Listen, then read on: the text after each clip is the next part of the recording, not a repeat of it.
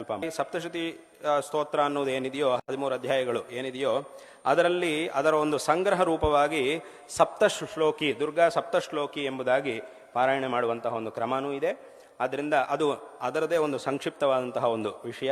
ಆದ್ದರಿಂದ ಇದನ್ನ ಪಾರಾಯಣ ಮಾಡಿದಲ್ಲಿ ಆ ಸಪ್ತಶತಿಯನ್ನು ಪಾರಾಯಣ ಮಾಡಿದಂತಹ ಒಂದು ಫಲ ಅನ್ನುವುದು ಅದರಲ್ಲಿ ಒಂದು ಭಾಗವಾದರೂ ನಮಗೆ ಇದರಿಂದ ಪ್ರಾಪ್ತವಾಗುತ್ತೆ ಎಂಬುದಾಗಿ ಶಾಸ್ತ್ರಗಳು ಹೇಳ್ತಾ ಇವೆ. ಹಾಗಾಗಿ ಅದನ್ನು ಇವತ್ತಿನ ದಿವಸ ಇಲ್ಲಿಗೆ ಬಂದಿರತಕ್ಕಂಥ ಎಲ್ಲ ಭಕ್ತರಿಗೂ ಸಹ ಉಪದೇಶ ಮಾಡಬೇಕು, ಕೊನೆಯಲ್ಲಿ ಈ ಸಂದರ್ಭದಲ್ಲಿ ಉಪದೇಶ ಮಾಡಬೇಕು ಎಂಬುದಾಗಿ ಸಂಕಲ್ಪ ಮಾಡಿದ್ದೇವೆ. ಅದರಂತೆ ಈಗ ಹೇಳ್ತೇವೆ.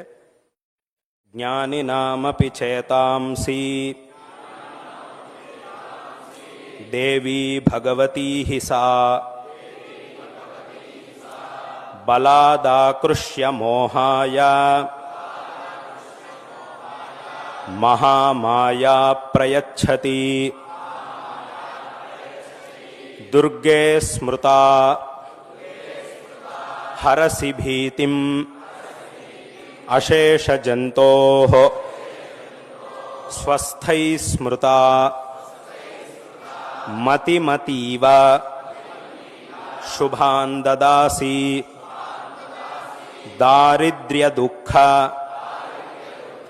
ಭಯಹಾರಿಣಿ ಕಾತ್ವದನ್ಯಾ ಸರ್ವೋಪಕಾರ ಕರಣಾಯ ಸದಾರ್ದ್ರಚಿತ್ತಾ ಸರ್ವಮಂಗಲಮಾಂಗಲ್ಯೇ ಶಿವೆ ಸರ್ವಾರ್ಥಸಾಧಿಕೆ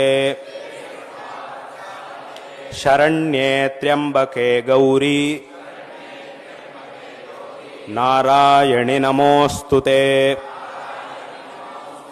ಶರಣಾಗತ ದೀನಾರ್ಥ ಪರಿತ್ರಾಣಪರಾಯಣೆ ಸರ್ವಸ್ಯಾರ್ತಿ ಹರೇ ದೇವಿ ನಾರಾಯಣಿ ನಮೋಸ್ತುತೆ ಸರ್ವಸ್ವರೂಪೇ ಸರ್ವೇಶೇ ಸರ್ವಶಕ್ತಿ ಸಮನ್ವಿತೆ ಭಯೇಭ್ಯಸ್ತ್ರಾಹಿ ನೋ ದೇವಿ ದುರ್ಗೆ ದೇವಿ ನಮೋಸ್ತುತೆ ರೋಗಾನಶೇಷಾನ್ ಅಪಹಂಸಿ ತುಷ್ಟಾ